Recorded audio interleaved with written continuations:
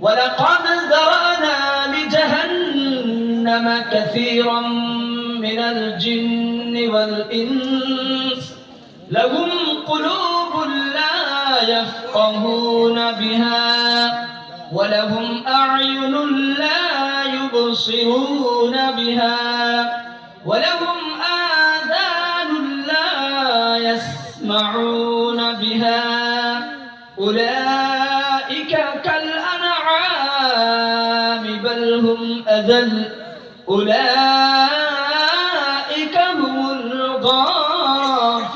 الغافلون صدق الله العظيم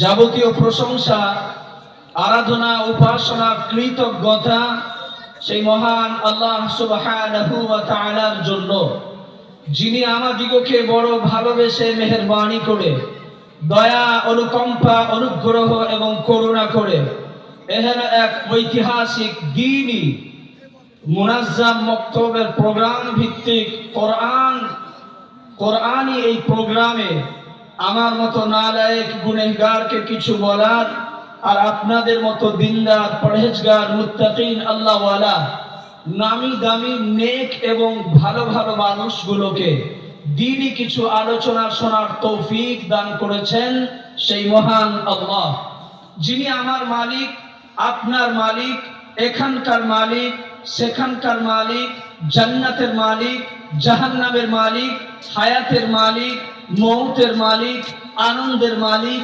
নিরানন্দের মালিক, সুখের মালিক, দুঃখের মালিক, শান্তির মালিক, অশান্তিরও যিনি একমাত্র মালিক, জোরে বলি তিনি কে? সেই মহান আল্লাহ সুবহানাহু ওয়া তাআলা, যিনি অতীতেও ছিলেন, বর্তমানেও আছেন আর ভবিষ্যতেও থাকবেন। জোরে বলি ভবিষ্যতেও থাকবেন। যিনি চিরঞ্জীব, চিরস্থায়ী, অব্যয়, অক্ষয়, যার জাতি নাম আল্লাহ সুবহানাহু ওয়া তাআলা, যিনি ডাক দিলে যেতেই হবে, যাব না বলা যাবে না, আর যাব না বললেও ছাড়া চলবে না, আর একটু পরে যাব বললেও ক্ষণিকের জন্য অপেক্ষা করা হবে না।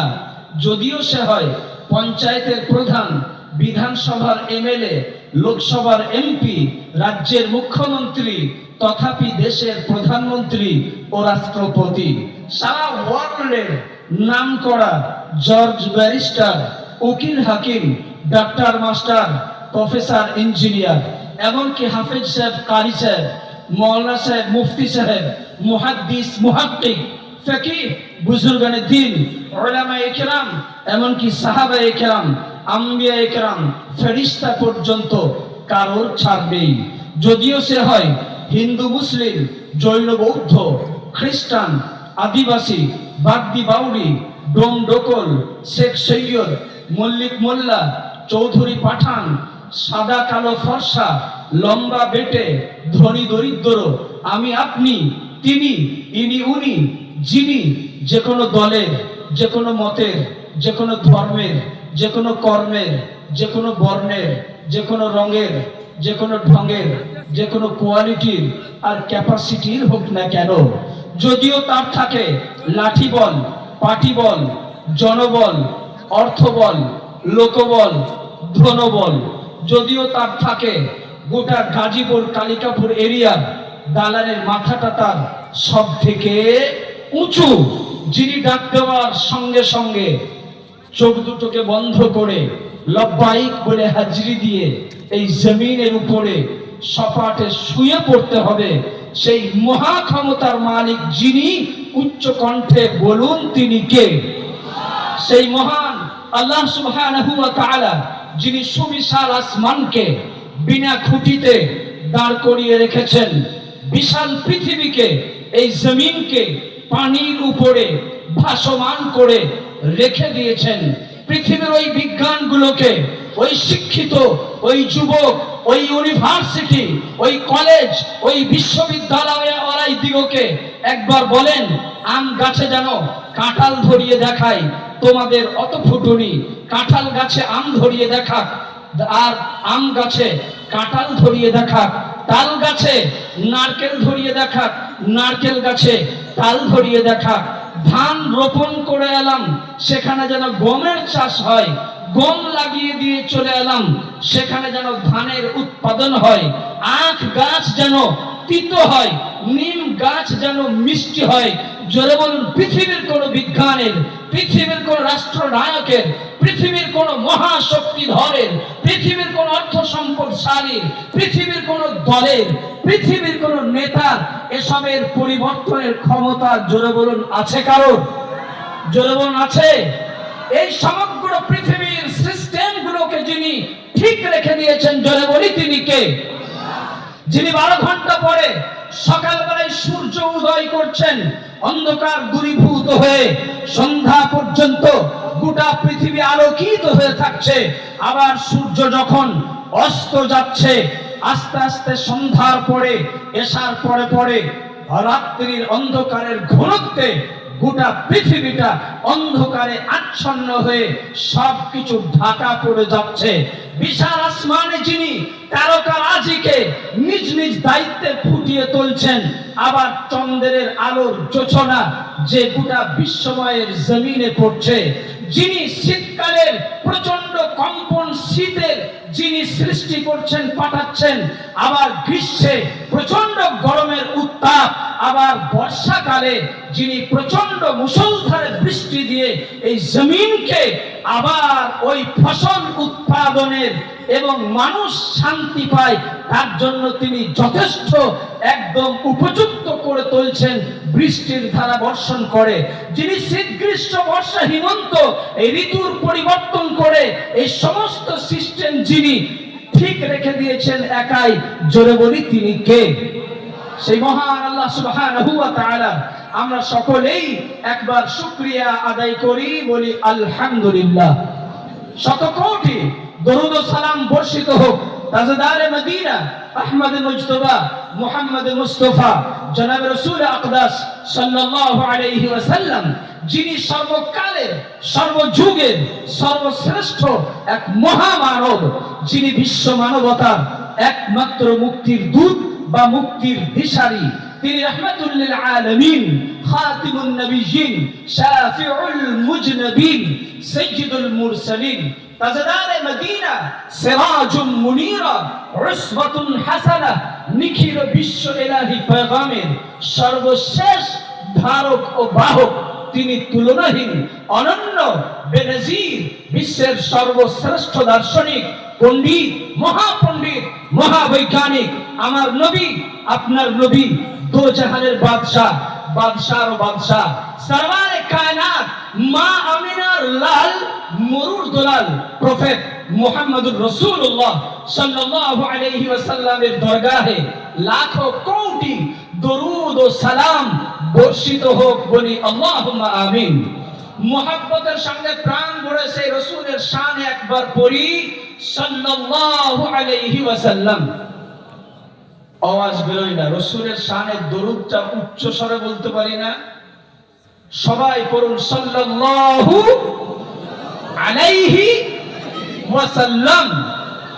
সব থেকে শ্রেষ্ঠ কৃপণ সেই যে রাসূলের নাম শুনলো অথচ দরুদ পাঠ করলো না। সেজন্য যতদিন আমরা এই মুহাম্মদ এই শব্দটুকু আমার নবীজির নামটা শুনবো, সাথে সাথে সাল্লাল্লাহু আলাইহি ওয়াসাল্লাম বলবো, বলি ইনশাআল্লাহ। আজকের এই ঐতিহাসিক প্রোগ্রাম মুনাজ্জাম মক্তব কেন্দ্রিক। আপনাদের ছেলেরা কোরআন শিখেছে, আপনাদের ছেলেরা অনেক দোয়া শিখেছে। সেই মুনাজ্জাম মক্তব কেন্দ্রিক আজকের এই প্রোগ্রাম, এই আমরণ, এই মুনাজ্জাম মক্তবের সঙ্গে আমরা জুড়ে থাকবো, বলি ইনশাআল্লাহ। এই মক্তবের গুরুত্ব কত! আপনি যে একজন বাপ, আপনি যে একজন পিতা, অনেক সন্তান আছে, সেই সন্তান তার মাকে খেতে দেয় না, এমন আছে না নেই? গাজীপুরে নেই, এটা নেক মানুষের গ্রাম, এরকম আছে। অনেক দিন আগে একবার আমি এসেছিলাম এই গ্রামে, ওই রকম বাপ ছেলে বাপকে খেতে দেয় না, মেরেছিল। ওই পীর সাহেব কি ফোন করে মীর হাসান সাহেবকে বলেছিল আপনি একদিন আসুন। দিনের বেলায় ওনার সঙ্গে আমিও এসেছিলাম, সেই বাড়িটা চিনতে পারবো না। বাপ বেটার সঙ্গে আমরা বসে দোয়া করে মিলন করিয়ে দিয়েছিলাম। সাইকেল নিয়ে আবার চলে গিয়েছিলাম, পয়সার কোনো সিস্টেম ছিল না। এই মেহনত হজরত করে দিয়ে চলে গেছেন, তার কবরটাকে নূরে পরিপূর্ণ করে দিন, বলি আল্লাহুম্মা আমিন। এই বক্তব্যের ফল আপনারা ভবিষ্যতে পাবেন। অসংখ্য ছেলে আছে তার মাকে খেতে দেয় না। আমাদের কাছে অনেকজন এসে বলে জি একটা জোরালো তাবিজ দেন যেন আমার ছেলে আমাকে আব্বা বলে ডাকে। রাত্রের অন্ধকারে আমার স্ত্রী হাওয়া হাওয়া করে কাঁদে আর বলে জি আমার ছেলেটা ওর মাকে মা বলে ডাকে না। রাত্রিতে ও কেঁদে কেঁদে ঘুমায় আমার স্ত্রী, শুধু ছেলে একবার মা বলে ডাকলেই তার জানটা ভরে যায়, তার মনটা ভরে যায়। মাটাও শুধু বলে না, একটা তাবিজ দেন যেন ছেলে আমাকে আব্বা বলে ডাকে আর ও তার মাকে মা বলে ডাকে, এতটুকু দেন। আসলে দোষ তো গার্জেনদের। গোটা কোরআনটা লিখে যদি তাবিজ যদি বেরের ভিতরে ভরে দিয়ে যদি গলায় টাঙিয়ে দেওয়া হয়, তবুও সেই সন্তান তার মাকে মা বলে আর তার আব্বাকে আব্বা বলে ডাকবে না। কেন? সন্তানকে যেভাবে মানুষের মতো মানুষ করা দরকার ছিল,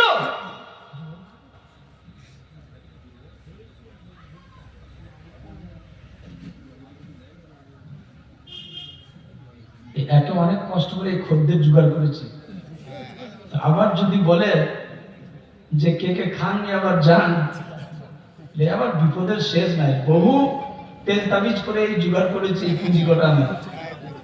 আচ্ছা আমি বলতে থাকি এবং কমিটির কথা না শুনলে পরে আবার অসুবিধা আছে, বলো আপনি যা করলেন আমাদের মান সম্মান ডুবিয়ে দিয়েছে। আচ্ছা আমি বলি মেহমান তো, ওনারা মেজমান, আপনারা মেহমান। আর ঝন্টু ভাই, আলিম ভাই, বাসিম ভাই, আসল যারা আছে বেচারা সত্যি সন্ধ্যা থেকে দেখছি অক্লান্ত পরিশ্রম। কোনো মেহমান যেন খানার জন্য অসুবিধা না হয়, তারও একটা গুরুত্ব দিতে হবে। এসব চালাকরা বসে আছে, আপনারা অন্য ভাবছেন। ইনশাআল্লাহ যারা খাননি আল্লাহর ওয়াস্তে খেয়ে আসবেন ইনশাআল্লাহ। আমরা কে কে খাইনি হাত তুলি। অত বুকা আছে মনে করছেন? সবাই খেয়েছে, অন্যরা দায়িত্ব পালন করেছে, সে যুগ চলে গেছে। হ্যাঁ, না খেয়ে বসার পার্টিকুলার নাই। আল্লাহ কবুল, ওনাদের আন্তরিকতাকে কবুল করুন, বলি আল্লাহুম্মা আমিন। ইনি আমার সাথে বসে আছে বলে ইনি বলছেন যে আমার সাথে খাবেন, সেজন্য ইনি বলছেন আমি খাই না। সে একজন বক্তার বক্তব্য দিচ্ছে, বুঝতে পারছো, তোর পার করছে বক্তব্য দিয়ে, আর সামনে কেউ নাই, শুধু দুজন বসে আছে। তো বক্তা তখন জান ভরে বলছে, আরে আল্লাহ যদি কবুল করে দুজনেই যথেষ্ট, আমার জান ধরে গিয়েছে, তোমরাই জান্নাতে হও, আমি তোমাদের নাকি বসে আছি, তোমাদেরকে দেখি আর তোমার দুজনকে দেখি আমার শান্তি, তোমরা বসে আছো, আহা তোমরা কত নেক মানুষ। আর তখন জরাম করে বলছে, দুজন বলছে যে আপনি একটু তাড়াতাড়ি করেন, আমি মাইকটা উঠবো। আর একজন বলছে আমার তিরপল আছে, এটা নিয়ে যাবো বলে বসে আছে। তিনি বলছেন আমি একা বাকি আছে, আসলে কিন্তু একসাথে খাবে সেই জন্যই বাকি আছে। কথা বুঝেছে? আল্লাহ আমাদের সকলকে কবুল করুন, বলি আল্লাহুম্মা আমিন। যে কথা বলছিলাম, সন্তান মাকে মা বলে ডাকবে, এর জন্য গার্জেনকে সন্তানকে সন্তানের মতো মানুষ করতে হবে। পৃথিবীর এমন কোন ইউনিভার্সিটি, শিক্ষা কেন্দ্র আর বিশ্ববিদ্যালয় নেই যেখানে তার অন্তরের ভিতরে ভয় ঢুকিয়ে দেবে যে মা কত বড় গুরুত্বপূর্ণ সম্পদ, তার ভিতরে এত আতঙ্ক সৃষ্টি করে দেবে সন্তানের ভিতরে যে বাপ ছাড়া তোমার কোনো গতি নেই। পৃথিবীর এমন কোন শিক্ষা কেন্দ্র নেই, শুধু একটাই শিক্ষা কেন্দ্র আছে, সেটা হচ্ছে মাদ্রাসা, সেটা হচ্ছে মক্তব, সেটা হচ্ছে কোরআনী শিক্ষা, সেটা হচ্ছে রাসূলের সুন্নতের আলোকে শিক্ষা। এই শিক্ষা এমন শিক্ষা, শুরুতেই শিক্ষা দেওয়া হয়, তুমি যত বড় ইবাদত গুজারি হয়ে যাও না কেন, যত বড় তুমি পীর ওলি আউলিয়া হয়ে যাও কেন, এই গাজীপুর থেকে শুরু করে কাটুয়া মার্কাজ হয়ে বর্ধমান এবং কলকাতা নাখোদা মসজিদের ইমামের পরে তুমি যদি আস্তে আস্তে দেশ পেরিয়ে যদি কাবা শরীফের ইমাম হয়ে যাও, আর তোমার মা যদি তোমার উপরে নারাজ আর অসন্তুষ্ট হয়ে থাকে, তবুও তোমার জান্নাত নসিবে জুটবে না। জোর বলে শিক্ষা কে দেয়? ইসলাম। এত এত ভোল্টেজ বলা শিক্ষা, মায়ের পায়ের তলায় সন্তানের বেহেশত, এত বড় দামি কথা। মাকে এত সম্মান দেওয়া হয়েছে, ইসলাম মহিলা দিগকে এত সম্মান দিয়েছেন, কিন্তু তারা তো সেই সম্মান নেওয়ার পাত্র নয়। শুক্তি বিক্রি করতে এলো, গুড় বিক্রি করতে এসছে, কোথা ছিঁড়া ফাটা এই 30 টাকার সেই ঠেকো মাল বিক্রি করতে এসছে। পুরুষদের জবাব বাদ নেই। মা বোনরা তাকে ঘিরে ধরে বলছে, না গো, কাল এসেছিল 25 টাকা দিয়ে গেছে, তুমি আবার 30 টাকা বলছো? মাছের এই দর এখন 200 টাকা কেজি হয়, কালকে 150 টাকা দিয়ে গেল। এই সকালে একজন এসেছিল 170 টাকা করে হাত ছিল, আমরা নিলাম না 150 টাকায় নেবো বলে, তুমি আবার 200 টাকা বলছো। তার মানে আমার মা, আমার বোন, আমার স্ত্রী, আমাদের ঘরের মহিলারা অল্প অল্প ছোট্ট জিনিসের জন্য বাড়ির বাইরে বেরিয়ে চলে যায়। আর ইসলাম বলেছে, কোন মহিলা যদি অপরকে সজ্জিত দেখাবার জন্য নিজেকে সজ্জিত করে, সে জান্নাত তো দূরের কথা, জান্নাতের সুগন্ধি পর্যন্ত পাবে না। একজন মহিলা যখন কোরআন পড়বে বাড়িতে, সে কোরআনটা এত আস্তে পড়বে যেন বাড়ির বাইরে তার আওয়াজ না যায়। তাহলে কোরআনের মতো এত গুরুত্বপূর্ণ জিনিস, সেটার জন্য বলা হয়েছে বাড়ির বাইরে যেন আওয়াজ না যায়। তাহলে আপনার দরকারি কথাগুলো কতটা আস্তে বলা দরকার, বুঝতে পেরেছেন না? পারেন নাই? আমার মা বোনরা ওখানে বলছে, অনেক বসে আছে, আমি তাদেরকে বলবো, কোরআন পড়ার মতো গুরুত্বপূর্ণ শব্দ যদি নফল ইবাদতের মধ্যে সবথেকে শ্রেষ্ঠ নফল ইবাদত হচ্ছে কোরআন তেলাওয়াত। আর এই কোরআন তেলাওয়াত যদি অতটা আস্তে সাউন্ড করতে হয়, তাহলে একজন মহিলাকে কথার সময় কত সংযত হয়ে কথা বলতে হবে, কত ধীর গতিতে প্রয়োজন মতো কথা বলতে হবে, এটা যেন খেয়াল থাকে। সেজন্য আমরা সবাই পিতামাতার সঙ্গে সদ্ব্যবহার করব বলি ইনশাআল্লাহ। অল্প সময় কোন দিকে যাব, মায়ের গুরুত্ব সম্পর্কে একটা কথা বলে দিই। মা এত গুরুত্বপূর্ণ সম্পদ। হযরত মূসা আলাইহিস সালাম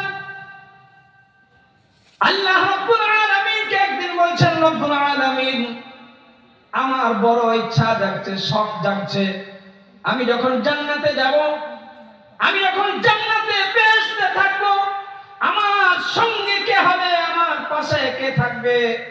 দুনিয়াতে তার মুখটা একবার দেখতে ইচ্ছা করছে, আমি একবার তাকে দেখতে চাই। আল্লাহ রাব্বুল আলামিন বলছেন, কেন এমন প্রশ্ন করছো? কেন এমন তোমার ইচ্ছা? হযরত মূসা আলাইহিস সালাম বললেন, হ্যাঁ, এটা আমার ইচ্ছা জাগছে, বেহেশতে আমার সঙ্গে কে হবে, বেহেশতে আমার সাথী কে হবে, বেহেশতে আমার পাশে কে থাকবে, কার সঙ্গে আমি গল্প করব, কথোপকথন করব, আমি সেই ব্যক্তিটাকে দুনিয়াতেই দেখতে চাই। আল্লাহ রাব্বুল আলামিন বললেন, হে মূসা, যাও অমুক বাজারে চলে যাও, আর বাজারের শুরুতে সেখানে দেখবে একটা গাছ আছে, আর গাছের তলায় একজন কসাই গোশত বিক্রি করছে, আর সেই কসাই তোমার জান্নাতের সঙ্গী হবে। হযরত মূসা আলাইহিস সালাম অবাক হয়ে গেলেন, বিস্ময়ে হতবাক হয়ে মহান রব্বে কারীমকে বলছেন, ও রব্বুল আলামিন, একজন কসাই জান্নাতে আমার সঙ্গী হবে, এটা কেমন ধরনের কথা? আল্লাহ বললেন, হ্যাঁ, যাও গিয়ে তুমি দেখো। হযরত মূসা আলাইহিস সালাম কাল বিলম্ব না করে, দেরি না করে, অপেক্ষা না করে তিনি টুকটুক টুকটুক করে রওনা দিলেন, হাঁটতে শুরু করে দিলেন। হাঁটতে হাঁটতে একটা সময় তিনি বাজারে গিয়ে হাজির হলেন। আর বাজারে যাওয়ার পর সত্যি তাকিয়ে দেখছেন, একজন কসাই মাংস বিক্রি করছেন, গোশত বিক্রি করছেন। তিনি দীর্ঘক্ষণ দাঁড়িয়ে আছেন। দীর্ঘক্ষণ দাঁড়িয়ে থাকার পরে শেষের দিকে দেখছেন অল্প কিছু মাংস পড়ে আছে। হযরত মূসা আলাইহিস সালাম আর দেরি না করে তার কাছে গিয়ে সালাম দিলেন, আসসালামু আলাইকুম ওয়া রাহমাতুল্লাহ। ওয়া আলাইকুম আসসালাম। বলছে ভাই আপনাকে একটা কথা বলছিলাম, বলুন কি কথা?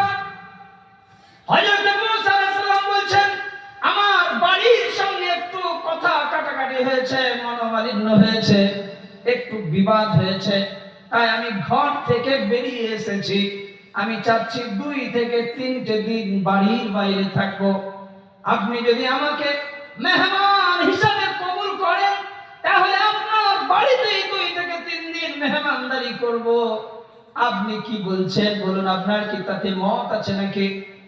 হযরত মুসা আলাইহিস সালামের কথা শুনে কসাই তখন বলছে, নিশ্চয়ই কোনো অসুবিধা নেই, চলুন, অল্প কিছু মাংস এখানে পড়ে আছে, আর বিক্রি করার দরকার নেই। গুটিয়ে নিয়েছেন তিনি, নিয়ে বলছেন চলুন দুজনেই একসাথেই যাই বাড়ি। আমার বাড়িতে যেমন বিছানা আছে সেই বিছানাতেই থাকবেন, যেমন কুঠুরি আছে সেই কুঠুরিতেই থাকবেন, চলুন, কোনো অসুবিধা নেই। কসাই হযরত মুসা আলাইহিস সালামকে সঙ্গে নিয়ে বাড়ি চলে গেলেন। বাড়িতে যাওয়ার পরে মুসা আলাইহিস সালামকে রুম দেখিয়ে দেওয়া হলো, আপনি এই রুমে থাকবেন। বাথরুম দেখিয়ে দেওয়া হলো, এইখানে বাথরুম প্রয়োজনে আপনি ব্যবহার করবেন। এই যে পানির ব্যবস্থা, এখানে পানি থাকলো, এই নানান সবকিছু জরুরি জিনিসগুলো তিনি দেখিয়ে দিলেন। দেখিয়ে দেওয়ার পরে কসাই এইবারে নিজের কাজ করছেন। নিজের কাজ তিনি যখন করছেন, আর মুসা আলাইহিস সালাম ঘরের ভিতর থেকে বারে বারে ঘরের ভিতর থেকে বেরিয়ে আসছেন। একবার বাহানা করে বাথরুমের দিকে যাচ্ছেন, আবার ঘরের ভিতরে ঢুকছেন, আবার বাথরুম থেকে বেরিয়ে কাশির নাম করে, থুক ফেলার নাম করে তিনি আবার বেরিয়ে আসছেন, আবার ঢুকছেন। কেন তিনি করছেন এটা? আসলে তিনি দেখতে চাচ্ছেন জান্নাতে যে কসাই আমার পাশে থাকবে, তার মনের ইচ্ছা, প্রশ্ন জেগেছে, এমন কি নেক আমল করে যে নেক আমলের বদৌলতে, যে ভালো কাজের ওসিলায় মহান আল্লাহ আমার পাশে ওর স্থান এবং ঠাঁই দিয়েছে। আসলে নেক আমলটা করেটা কি, এটা দেখার জন্য বারে বারে তিনি ঘরের ভিতর থেকে বাইরে আসছেন। বারংবার যখন বাইরে আসছেন, হযরত মুসা আলাইহিস সালাম লক্ষ্য করে দেখছেন ওই কসাই ঘরের ভিতর থেকে একজন ভদ্র মহিলাকে, বয়স্ক মহিলাকে 2 হাতে করে কোলে করে তুলে নিয়ে আসছেন। একবারে পয়লার মতো গুটিয়ে গেছে, হাঁটুটা মুখের কাছে লেগে গেছে, চুলগুলো জড়িয়ে গেছে, হালকা হয়ে গেছে, জরা জীর্ণ শীর্ণ একজন মহিলা 2 হাতে করে চাগিয়ে তিনি বাইরে নিয়ে এলেন। বাইরে নিয়ে আসার পরে তিনি তার গোসল করিয়ে দিলেন, পরিষ্কার পরিচ্ছন্ন করে দেওয়ার পরে হযরত মুসা আলাইহিস সালাম লক্ষ্য করে দেখছেন কি যেন বয়স্ক মহিলাটা বিড়বিড় বিড়বিড় করে মুখ দিয়ে উচ্চারণ করছেন। হযরত মুসা আলাইহিস সালাম এটা লক্ষ্য করছেন। তারপরে সেই মহিলাকে কসাই গোসল করিয়ে দেওয়ার পরে তিনি বারান্দায় একটা উঁচু জায়গায়, তক্তার মতো একটা জায়গায় রাখলেন। আর বিছানায় রেখে দেওয়ার পরে ওই কসাই ঘরের ভিতর থেকে অল্প পরিমাণ খাবার নিয়ে এলেন। আর খাবারটা নিজ হাতে দদরে দদরে চটকে চটকে একেবারে মোলায়েম মিশিয়ে একেবারে পায়েসের মতো করে ফেললেন। পায়েসের মতো নরম করলেন। আর নরম করার পরে সেই কসাই হাত দিয়ে সেই বয়স্ক মহিলাটার মুখে তুলে দিচ্ছেন, একবার দুবার তুলে দিচ্ছেন। আর বয়স্ক ওই জীর্ণ শীর্ণ মহিলাটা তিনি একবার একটা লোকমা ঢোক গিলছেন। আর ঢোক গিলার পরে মুখটা নড়িয়ে কি যেন বিড়বিড় বিড়বিড় করে তিনি যেন মুখ দিয়ে উচ্চারণ করছেন। এই মুখ দিয়ে বিড়বিড় করে যখন উচ্চারণ করছেন, আবার সেই কসাই এক লোকমা মুখে তুলে দিচ্ছেন। আবার সেই লোকমা গিলার পরে বয়স্ক মহিলা আবার মুখ দিয়ে বিড়বিড় করে কি যেন বলছেন। বারংবার এভাবেই তিনি করছেন। একটা সময় খানা খাওয়া শেষ হয়ে গেল। হযরত মুসা আলাইহিস সালাম লক্ষ্য করলেন সব। তারপরে তিনি ভিতরে ঢুকে গেলেন ঘরে। কসাই অবশেষে নিজের আর মুসা আলাইহিস সালামের দুজনের খানা বেটে তিনি ঘরে নিয়ে গেলেন। আর ঘরে নিয়ে যে 2টো প্লেট সামনে রেখে দুজনেই যখন খেতে শুরু করবেন, কসাই মুসা আলাইহিস সালামকে বলছেন, আপনি খানা খেতে শুরু করুন। খানা খেতে শুরু করবেন, কসাইও খানা খেতে শুরু করবে। ঠিক সেই সময় মুসা আলাইহিস সালাম বলছেন, ভাই একটা কথা জিজ্ঞাসা করছিলাম, বলুন কি কথা? বলছে, আপনি এতক্ষণ যার খিদমত করলেন, এতক্ষণ যার সেবা করলেন, আর যাকে খাবার খাওয়াচ্ছিলেন, উনি মুখ দিয়ে কি বলছিল আর কে হয় ওটা? ওটা একবার জানতে ইচ্ছা করছে। তখন সেই কসাই বলছে, সব শুনতে হবে না, ওটা অন্য কেউ নয়, ওটা আমার মা। আমি আমার মায়ের এভাবেই সারা জীবন খিদমত করে আসছি, অন্য কেউ নয়, ওটা আমার মা ছিল। কি বলছিল মুখ দিয়ে বারে বারে? বলছে ওটা শুনতে হবে না। বারবার যখন জিজ্ঞাসা করছে, না বলুন কি কথা? বলছে না শুনতে হবে না, না বলুন বলুন কি কথা? তখন কসাই তখন বলছে, ওটা আমার মা। মাকে আমি যখনই গোসল করাই, যখন কোনো সেবা করি, আর তারপরেই আমার মা বলে, আল্লাহ আমার এই সন্তান কসাইকে তুমি কবুল করে নাও, আমি মা তার উপরে সন্তুষ্ট হয়ে আছি, তুমি আমার সন্তানের উপরে সন্তুষ্ট হয়ে যাও। আর জামানার যিনি পয়গম্বর নবী মুসা, আমার সন্তানের যেন মুসার সঙ্গে হাসর হয়, আর মুসার পাশে যেন একটু জায়গা দিয়ে দিও। এই কথাটা উনি বারে বারে বলেন। যখন উনি লোকমা দিলেন তখনই এই কথাটা বলেন, যখনই খাবার খান খাওয়ার পরে এই কথাটা বলেন, মাথায় তেল দিয়ে দিলে তারপরে এই কথাটা বলেন, পাটা হাত বুলিয়ে দিলে তারপরে এই কথাটা বলেন। এই দোয়া সব সময় বলেন জামানার যিনি নবী পয়গম্বর মুসার সঙ্গে যেন আমার সন্তান কসাইয়ের যেন হাসর হয়, আর তার পাশে যেন আমার কসাই এই পুত্রটা যেন একটু আল্লাহ তুমি জায়গা দিয়ে দিও। এইটাই শুধু বারবার বলে। হযরত মুসা আলাইহিস সালাম কান্না করতে শুরু করে দিয়েছেন, কাঁদছেন আর বলছেন, কসাই তোমার এমন কিছু বাহাদুরি নাই, তোমার এমন কিছু নেক আমল নাই, শুধু একটাই নেক আমল, তুমি তোমার মায়ের সঙ্গে সৎ ব্যবহার করেছো, তুমি তোমার মায়ের খিদমত করেছো, তোমার মায়ের গোসল করিয়ে দিয়েছো, তোমার মায়ের বস্ত্রের ব্যবস্থা করে দিয়েছো, তোমার মায়ের আহারের ব্যবস্থা করে দিয়েছো, তোমার মায়ের খাবারের ব্যবস্থা করে দিয়েছো, সব ব্যবস্থা করে তুমি তোমার মায়ের মনটাকে জয় করে নিয়েছো। আর তোমার মা তোমার জন্য দোয়া করে দিয়েছে যেন মুসার সঙ্গে যেন হাসর হয়, আর মুসার পাশেই যেন জায়গা হয়। আমি অন্য কেউ নয়, তোমার মায়ের দোয়াটা কবুল হয়ে গেছে, আর আমি সেই পয়গম্বর সেই নবী মুসা। আল্লাহ বলেছেন আমার পাশে তোমার জায়গা হবে, সেই দিন আমার পাশেই তোমার স্থান হবে। আল্লাহ এটা কবুল করে নিয়েছেন, বলুন সুবহানাল্লাহ। এই দোয়া কার দোয়া? এই দোয়া হচ্ছে মায়ের দোয়া। সেজন্য সকলকে বলবো, মায়ের সঙ্গে সব ব্যবহার করুন, আত্মীয়তার সঙ্গে সুসম্পর্ক রাখুন, পিতার সঙ্গে সম্পর্ক রাখেন। আজকেও যদি মায়ের সঙ্গে আপনার কথা না থাকে, আজ গাজীপুরের জলসা, গাজীপুরের এই প্রোগ্রাম সফল হবে। আপনি যদি ছুটে গিয়ে মাকে বলেন, মা আমি ভুল করে ফেলেছি, তুমি আমাকে ক্ষমা করে দাও, আর কোনোদিন করব না, জোরে বলেন, আপনার মান সম্মান কি হারিয়ে যাবে না বাড়বে? বলেন। আমি নাসির ধারসোনা বাড়ি, আপনারা সবাই চেনেন। জামাতে গেলেন ধারসোনায়, 10 দিন পরে আমি আমার আব্বার পাটা টিপছি বা মায়ের খিদমত করছি, পা টিপছি, পায়ে একটু তেল বুলিয়ে দিচ্ছি।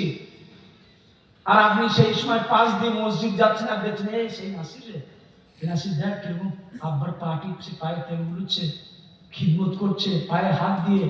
আচ্ছা, আপনার মনের ভিতরে আমার জায়গাটা সম্মানের জন্য বাড়বে না আরো কমে যাবে? বলেন। আপনার কি মনে হবে, কি ছোট লোকে পায়ে হাত দিচ্ছে দেখ, এরকম হবে কি?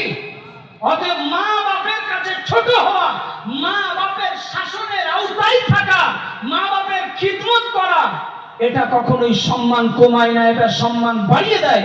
আজকের জলসা, আজকের প্রোগ্রাম সফল হবে যারা আমরা এখানে বসে আছি, মায়ের সঙ্গে আব্বার সঙ্গে যাদের কথা কাটাকাটি হয়ে আছে, আমরা এখান থেকে উঠে গিয়ে সিধা আব্বার কাছে গিয়ে দোয়া পড়ে এই রাত্রিতেই বলবো, আমি যা বক্তব্য শুনে এলাম আমার আর কোনো রাস্তা নাই, মা তুমি আমাকে ক্ষমা করে দিও, আব্বা তুমি আমাকে ক্ষমা করে দিও। দেখবেন তার বুকটা বড় হয়ে যাবে, আপনাকে জড়িয়ে ধরে দেখবেন দোয়া দেবে। আর এই দোয়া যদি আপনার সঙ্গে থাকে, 1 লক্ষ টাকা ইনকাম করার দরকার নেই, মাসে 10,000 ইনকাম করেন, পিতামাতার দোয়াটা সঙ্গে রাখেন, গোটা বাড়িটা বরকতে রহমতে আপনার জীবনটা পরিপূর্ণ হয়ে যাবে। আর যদি আব্বা মায়ের দোয়ার সাথে না থাকে, তাদের সন্তুষ্টি যদি না থাকে, আপনি লক্ষ লক্ষ টাকা যদি ইনকাম করেন, আপনার স্ত্রীকে নিয়ে যতই আপনি ফুর্তি করে বেড়ান না কেন, আপনার কোনোদিন শান্তি আসবে না। আপনার কি হবে? জন্ডিস হবে, ক্যান্সার হবে, মুসিবত হবে, নানান প্রকারের অস্থিরতা এবং ব্যতিব্যস্ত পেরেশানিতে আপনার সারা জীবনটা কাটবে। সেই আমরা পিতামাতার সঙ্গে সদ্ব্যবহার করবো, জোরে বলি ইনশাআল্লাহ। এবং পিতামাতার সদ্ব্যবহার, সন্তানের ভালো ব্যবহার যদি পিতামাতারা পেতে চান, তাহলে এই দ্বীনি শিক্ষা দিতে হবে, মক্তব মাদ্রাসায় পড়াতে হবে, আল্লাহ এবং রসুল কোরআন আর হাদিসের ড্রপ তাদের ভিতরে পুশ করতে হবে। আল্লাহ আমাদের সকলকে নেক হওয়ার, সৎ হওয়ার, মুমিন হওয়ার, মুখলিস হওয়ার তৌফিক দান করুন, বলি আমিন। আল্লাহুম্মা আমিন। ওয়া আখির দাওয়ানা আনিল হামদুলিল্লাহি রাব্বিল আলামিন। আসসালামু আলাইকুম ওয়া রাহমাতুল্লাহি ওয়া বারাকাতুহু। এই ছিল আমাদের সেই নাসিরউদ্দিন চৌধুরী সাহেব, যিনি আমাদের মজমাকে গরম করে দিলেন ঠান্ডার মৌসুমে। আজকের এই জলসার যিনি সভাপতি, উস্তাদুল হাদিস কেশিয়া মাদ্রাসা পীরে কামিল মুফতি শহীদুল্লাহ সাহেব, সংক্ষিপ্ত কথা রেখে সভাপতি দোয়ার মাধ্যমে আজকের এই মহতি দোয়ার মজলিস শেষ হবে ইনশাআল্লাহ। তাই তাকে দাওয়াত দেবো, তিনি আসবেন এবং সংক্ষিপ্ত কথা রাখবেন। তার আগে যে বক্তব্য আপনাদের চলছে, মহল্লার প্রত্যেকটা বাচ্চা যেন এই বক্তব্যের আওতায় চলে আসে।